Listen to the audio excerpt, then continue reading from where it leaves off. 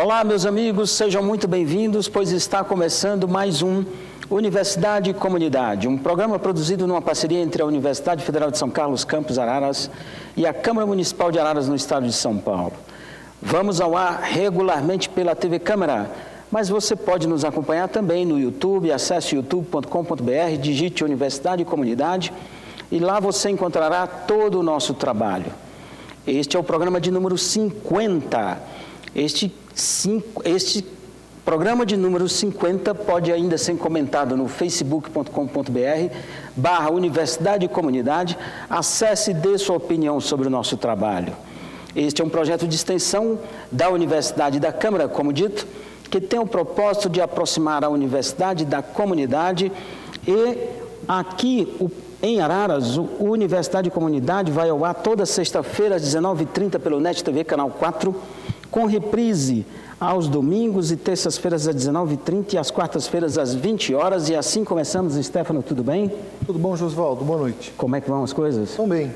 Corrido, mas está tudo bem. E assim nós estamos no programa de número 50, número 50. Já no mês de número 10. Tempo, né? Pois é. Mais um ano acabando. Mais um ano acabando. Já estamos nos programando para o ano que vem, como é que vai ficar o nosso calendário dos nossos programas. Estava pensando nisso ontem. E recebemos hoje, para a entrevista da semana, um ex-aluno do Campus Araras, o Marcos Siqueira Neto. Marcos, é um prazer te receber aqui, tudo bem? Boa noite, Osivaldo, boa noite. Boa noite. É um prazer estar aqui, é um prazer estar de volta em casa para poder conversar um pouco e falar sobre o nosso trabalho. Muito obrigado, nós que agradecemos. E vamos aos nossos destaques da semana. Comecemos com o Stefano. Muito bem. Na semana passada, nossa colega, professora Isabela, ela já deu um destaque. Eu gostaria de reforçar, até porque o evento está chegando, e falar até sobre a importância e passar alguns detalhes a mais.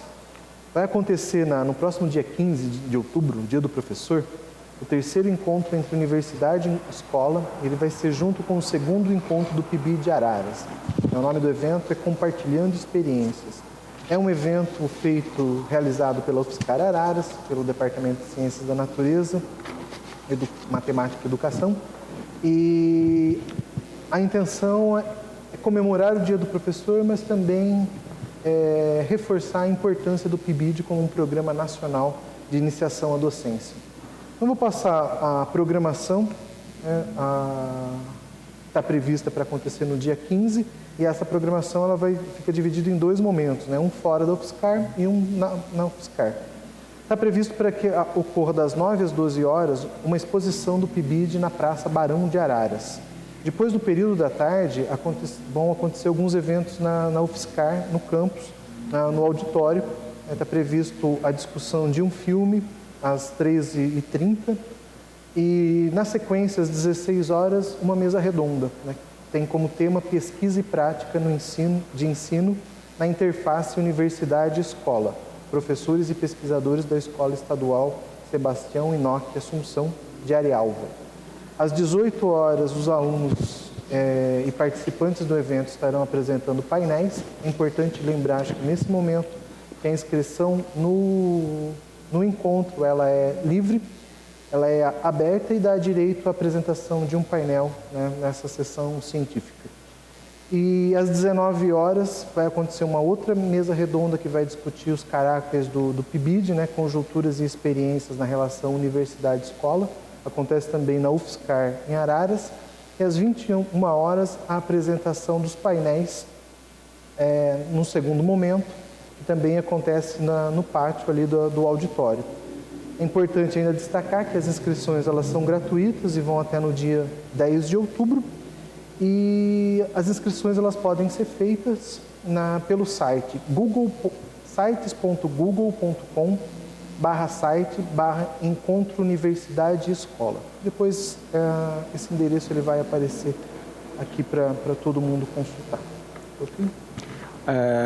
Nós precisamos aproveitar esse espaço para ressaltar a importância do PIBID na formação dos docentes. Eu, aos 17 para 18 anos, quando tinha, já faz um bom tempo, comecei a dar aula no quartel, né? Fui convidado. Então, ali talvez tenha sido o meu PIBID, vamos dizer, né?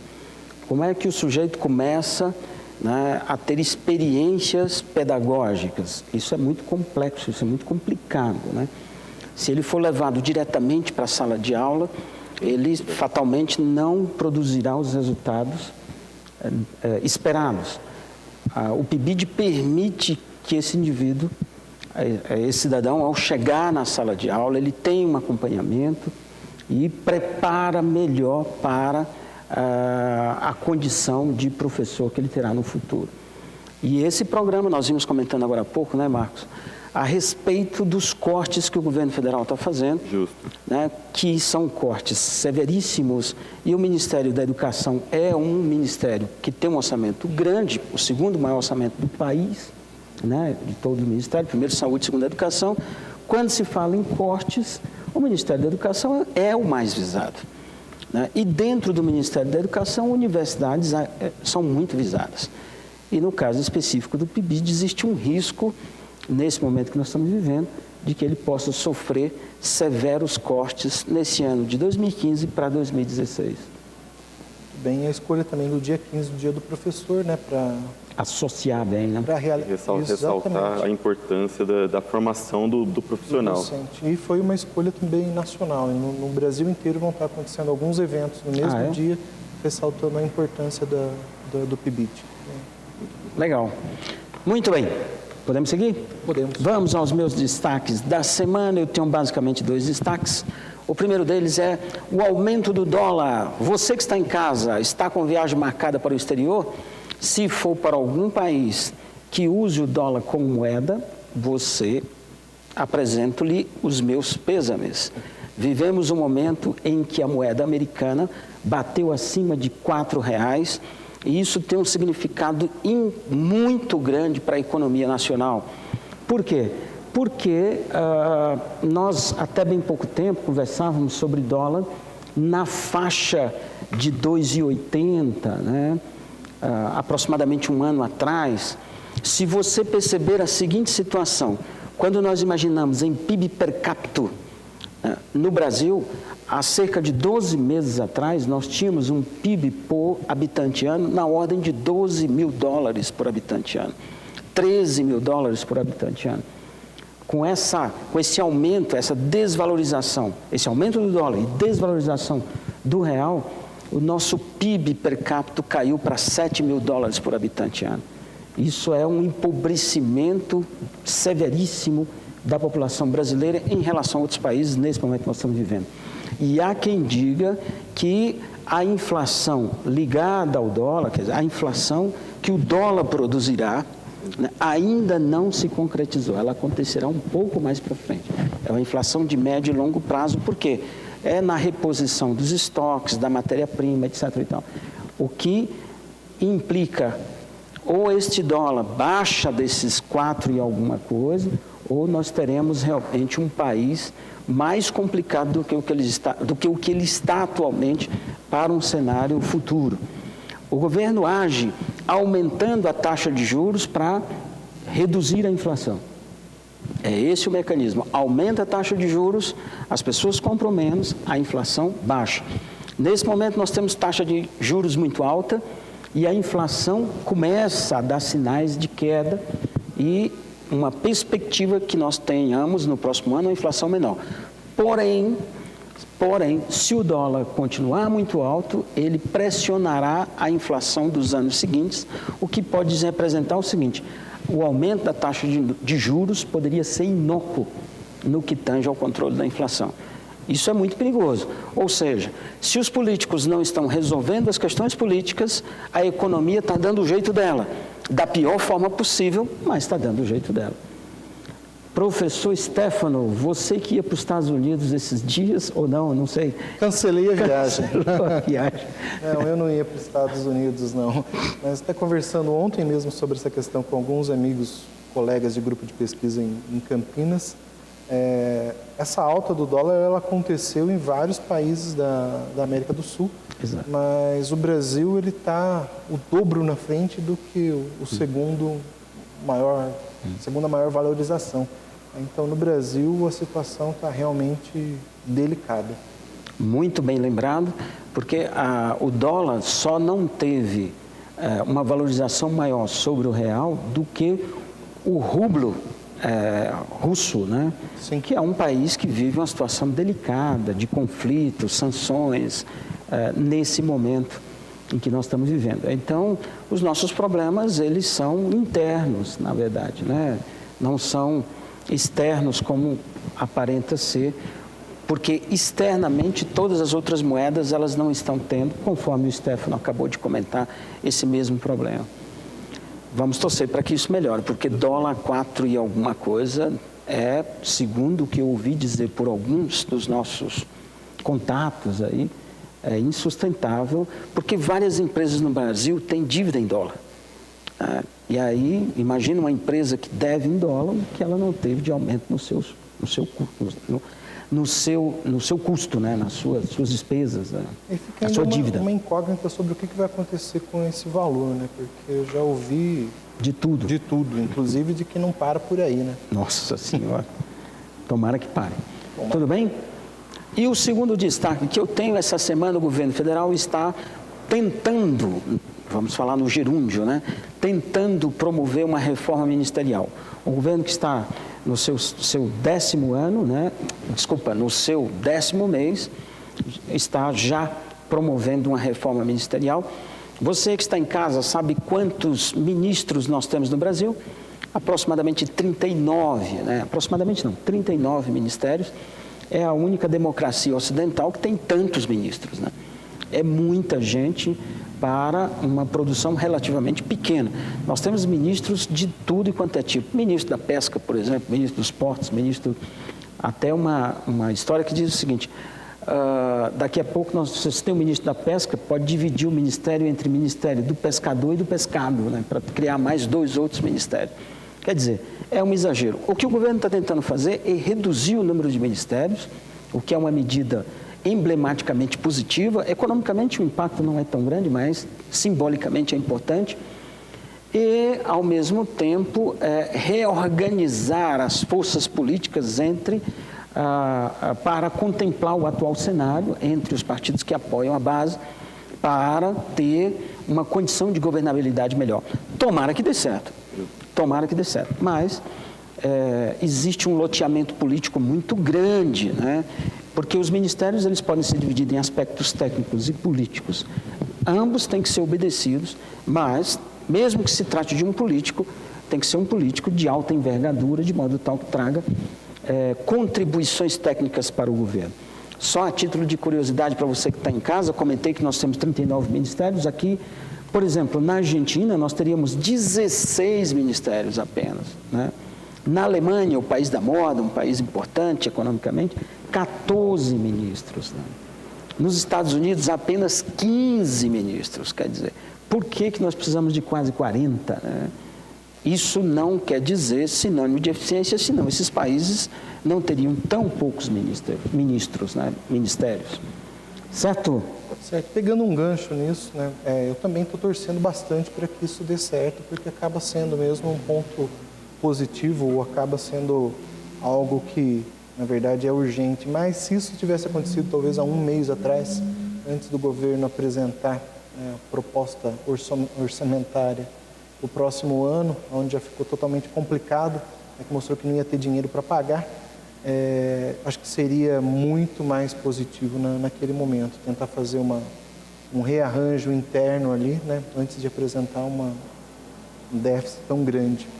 Mas tomara que o negócio funcione. Faz todo o sentido o que você está dizendo, porque acabou acontecendo uma vinculação, né, entre fazer uma reforma e o orçamento que se apresentou para tentar corrigi-lo, o que é perigoso, né? Sim. Mas vamos torcer para que dê certo. Tudo bem? Tudo bem. Vamos para a nossa entrevista da semana. Hoje nós temos a grata satisfação de receber aqui o Marcos Siqueira Neto. O Marcos é de onde? Eu sou de Porto Ferreira, aqui do interior de São Paulo. Aqui pertinho, pô. Atualmente eu moro em Piracicaba, que é onde eu trabalho e exerço minhas pesquisas. Ok. O Marcos é ex-aluno nosso, portanto, ele é engenheiro agrônomo formado aqui na UFSCar Campus Araras, fez mestrado no Centro de Energia Nuclear na Agricultura na USP de Piracicaba, mestre em Ciências e doutor em Ciências na mesma instituição. Atualmente ele é pós-doutorando na Universidade de São Paulo, estudando temas ligados a gases de efeito estufa, que é o tema da nossa entrevista de hoje. Mais uma vez ficam os nossos agradecimentos, Marcos. E ele vai falar sobre gases de efeito estufa produzidos na agricultura. Marcos, o que são gases de efeito estufa e por que a agricultura produz esses gases? Para começarmos a nossa conversa. A gente tem que pensar que o planeta ele tem uma camada de gases envolvendo ele. Alguns desses gases têm essa propriedade de causar o efeito estufa, que naturalmente faz com que a Terra mantenha a temperatura dela em torno desses 18 graus positivos, na média global. Caso não houvesse esses gases que seguram a radiação solar, a Terra congelaria, como são os demais planetas do Sistema Solar, que ficaria com temperaturas abaixo de zero. E não possibilitaria a vida na Terra, não teríamos água na forma líquida. Então, o efeito estufa natural, ele existe e é necessário para que exista vida. Entre os principais gases de efeito estufa, então, que nós temos na atmosfera, nós temos o CO2, que é o dióxido de carbono, que é o gás carbônico. Ele está na atmosfera em torno de 0,4%. Esse 0,4%, ele é o principal gás e ele que mantém a temperatura da Terra, então. Outros gases, então, que nós temos é o metano, o óxido nitroso, e temos gases também que nós chamamos de gases antrópicos, que não existem naturalmente. Aí nós temos, então, o CFC, os fluoretos de enxofre, que são gases mais perigosos. Por eles não existirem naturalmente, eles são criados pelo homem, esses gases têm um impacto maior. O problema não é o efeito estufa. O problema é a quantidade de gases que nós temos colocado na atmosfera por ação humana, aumento dessa concentração de gases, que aí causa o aquecimento global e esse aquecimento não se reflete na forma de calor. O problema do aquecimento, ele está ligado ao acúmulo de energia do Sol. A gente tem que pensar que a Terra é um sistema fechado e nossa única fonte de energia é o Sol. Então, essa energia fica acumulada. Quanto mais acúmulo de energia, ela vai dissipar. Pode ser na forma de calor ou pode ser na forma de correntes marítimas, correntes de vento, tufões. A energia tem que se dissipar. Essa é a situação mais grave. Entendi. E a agricultura, como é que ela se posiciona nesse contexto? A agricultura é da seguinte forma. Esses gases são produzidos de algum lugar. O CO2, então, o gás carbônico está na atmosfera, as plantas absorvem, elas crescem, formam, então, o corpo da planta. Quando, então, nós colhemos, ou quando as plantas morrem, cai e decompõe. Parte fica no solo, parte volta para a atmosfera. Essa parte que retorna, se eu fico mais no solo, eu tenho menos na atmosfera. Então, nós queremos que o CO2 fique mais no solo, vire matéria orgânica. Os outros dois gases principais, então, o óxido nitroso e o metano, o óxido nitroso, a principal fonte dele é o fertilizante nitrogenado. Então, para formar o fertilizante, a gente pega um nitrogênio da atmosfera, põe energia nele, ele vai virar na forma sólida, que as plantas podem absorver na forma de adubo. Quando eu aplico ele na forma de adubo, ele é um nitrogênio reativo, que os micro-organismos do solo podem novamente transformá-lo nesse óxido nitroso, que é um gás de efeito estufa. O problema dele é que ele é cerca de 300 vezes potencialmente, causa um aquecimento potencial muito maior que o CO2, que o gás carbônico. Então, uma molécula de óxido nitroso, ela é 300 vezes mais potente para aquecer do que o gás carbônico. Esse é um problema grave da agricultura, é o fertilizante nitrogenado. Entendi.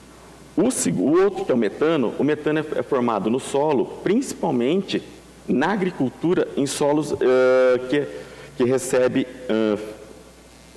irrigação por inundação, que é a cultura do arroz. Basicamente, a cultura do arroz.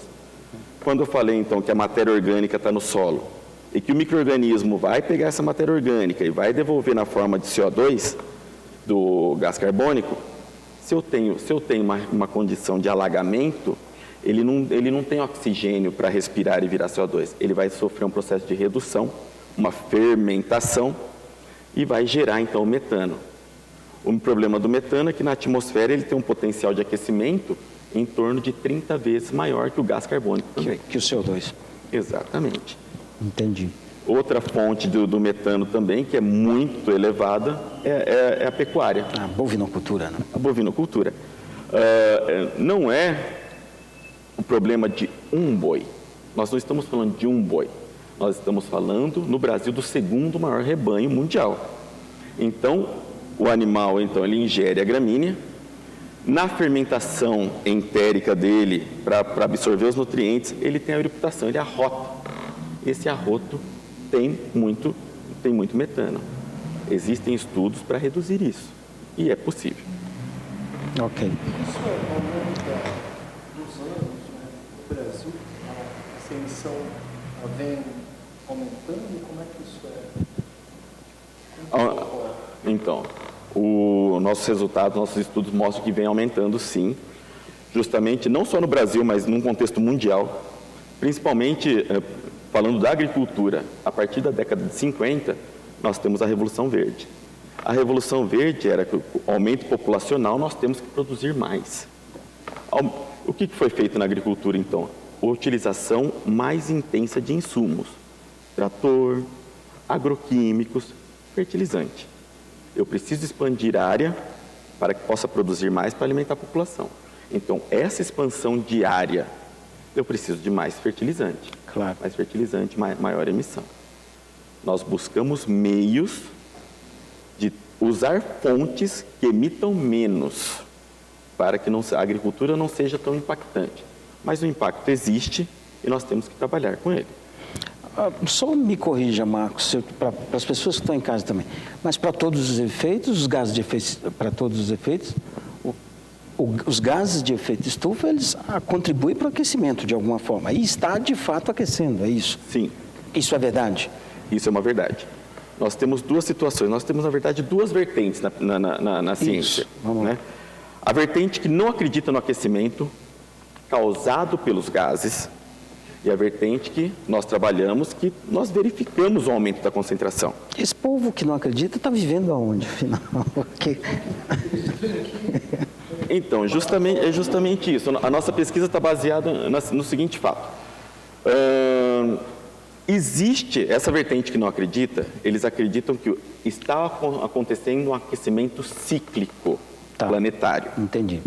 Se nós trabalharmos com eras geológicas, nós tivemos congelamento, então nós estaríamos vivendo aí num processo de reaquecimento do planeta. Mas isso já foi há 12 mil anos atrás. Mas a concentração, na prática, tem aumentado. Tem aumentado. Todos os trabalhos que a gente verifica, como que eu consigo verificar se está aumentando globalmente ou não? Nós temos a verificação direta, desde a década de 40, 50, já há medidas na atmosfera desses gases. Então, nós temos a concentração real na atmosfera. O que nós tínhamos de gás carbônico em torno de 300 partes por milhão, ou 0,3%, agora já está em 0,4%. Isso em 50 anos. Outros gases, como eu falei, o óxido nitroso e o metano, aumentaram também na mesma sequência exponencial. Entendi. Como é que está a situação do Brasil hoje em relação a outros países no que tange a emissão?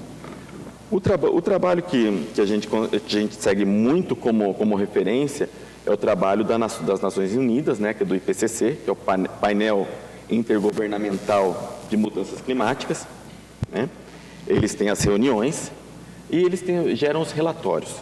Nesses relatórios, então, o Brasil estava em quinto colocado, desconsiderando as queimadas. Quando eu considero, como um todo, né, com queimada e tudo, quando eu considero somente as queimadas, o Brasil assume posição em quase terceiro lugar. Justamente porque nós temos inúmeras queimadas, nós temos ainda uma cultura de queimar resíduos agrícolas. Sei. E qual o país que mais emite poluentes? Poluentes não, gases de efeito? Não sendo agricultura, tem um balanço muito forte entre os Estados Unidos e China. Entendi. A China, sabemos muito bem, porque a população é enorme, num país relativamente grande, mas a população é enorme.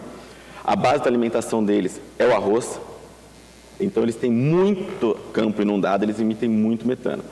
Já os Estados Unidos é pela industrialização mesmo e pelo fato de utilizarem muito combustível fóssil. Entendi. E alguma pergunta? Não? Não? E para onde estamos indo? Que tipo de solução está sendo aplicada nesse momento? O que está sendo pensado? O que esses países estão fazendo, se é que estão fazendo, né? Porque, efetivamente, nós temos uma condição no Brasil de um país pobre e que ocupa uma posição de destaque, né, no que tange a destaque negativo, né? Sim. No que tange a esse processo, né? Então, o que nós estamos fazendo? Como é que as coisas estão caminhando? Nós temos a seguinte perspectiva.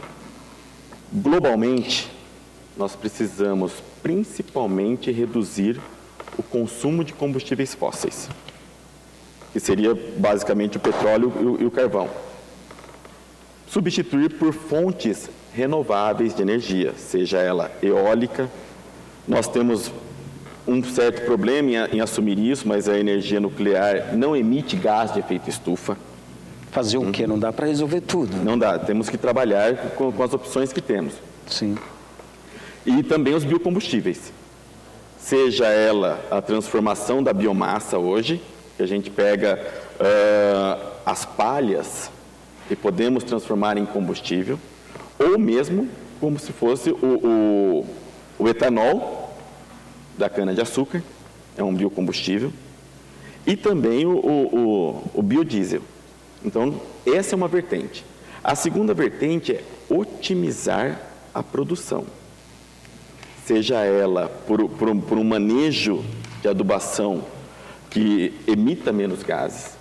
Então, dessa forma, eu tenho menor desmatamento, eu posso ter uma maior produção agrícola sem ampliar a área. E como eu falei também, na pecuária, no caso da pecuária, existem estudos que a gente podemos utilizar alguns compostos que façam com que o animal emita menos gases. Menos gases. Então, são várias pesquisas sendo realizadas. Então, globalmente, todos estão preocupados. Temos que trabalhar em conjunto. Não é um país trabalhando sozinho que vai conseguir. Não é só o Brasil. O Brasil, de repente, baixa uma política como foi a agricultura, como é a agricultura de baixo carbono, né?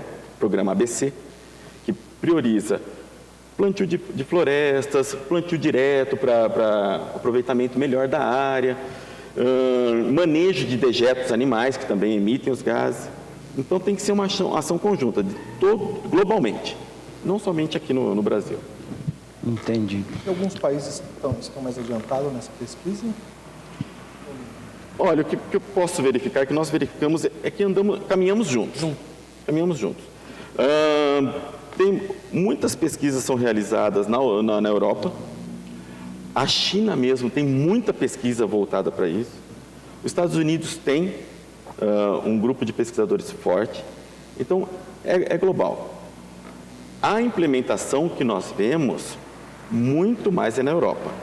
A Europa tem se preocupado muito, principalmente na aquisição de produtos. Então, cria até mesmo barreiras orçamentárias para a aquisição de produtos que não tenha uma produção sustentável, não somente em termos de gás de efeito estufa. Gás de efeito estufa, consumo de água e também a parte social dessa produção. A Europa está na vanguarda de uma série de ações e, nesse caso específico, também, né? Por falar em Europa e caminhar juntos, como você falou, Marcos, nós teremos um encontro importante em Paris, agora em novembro, né, para discutir esse e outros temas ligados à sustentabilidade do planeta. E eu queria que você nos contasse a tua expectativa em relação aos resultados dessa reunião. Olha, as reuniões promovidas pela ONU, que fazem parte do painel internacional de mudanças climáticas, elas são sempre muito proveitosas, principalmente para mostrar o que tem de recente em pesquisa para nós. Sempre são gerados relatórios no quais nós nos colocamos ao ranqueamento, porque o Brasil produz, de tempos em tempos, os seus relatórios. Todos os países também produzem seus relatórios de emissão de gás. Então, para nós, já mostra como que está esse ranqueamento, que setores estão emitindo mais. A reunião também é muito importante para ver quem realmente está assumindo politicamente, quem está assumindo o compromisso. Nós queremos reduzir as emissões. Não somente ratificar um protocolo, como foi tentado em Kyoto, mas também efetivamente demonstrar isso, que é por meio dos relatórios. Nós sabemos que foi colocado, a Europa está sempre na vanguarda, só que a Europa também está segmentada, né? Em países que estão despontando em desenvolvimento, principalmente econômico, porque a redução das emissões está muito ligada à economia. Eu preciso ter uma população bem economicamente para que ela possa trabalhar melhor, possa produzir sem gerar tantos resíduos, seja ele gases, seja ele outro tipo de resíduo. Valorar o processo, né? Valorizar e com menor impacto no ambiente. Então, a reunião é muito importante para justamente nos balizar, verificar onde o Brasil também se coloca e alguns países, principalmente os Estados Unidos, que se posicionou a favorável, verificar o quanto que ele está favorável e como ele está se comportando. Também a China, que é um país muito grande, com muito a desenvolver-se ainda socialmente, onde que ele vai se colocar, que posição vai tomar. Ela vai realmente assumir a postura de procurar reduzir essas emissões ou vai continuar só mediando e se retirando das reuniões. Marcos, foi um prazer te receber aqui. O tema é muito complexo, gigante. Já fica o convite para você voltar para a gente explorar, até depois que acontecer a reunião, tá certo? Sim. Nós agradecemos demais a tua presença, foi um prazer te receber aqui. Obrigado, Josivaldo, obrigado pelo convite e sempre estamos abertos a discutir. Muito obrigado, Stefano, foi um prazer estar aqui novamente contigo. Foi um prazer, novamente. Muito obrigado. Um abraço, felicidade. Ponto final e assim encerramos mais um Universidade e Comunidade. Esperamos revê-los em breve. Tchau.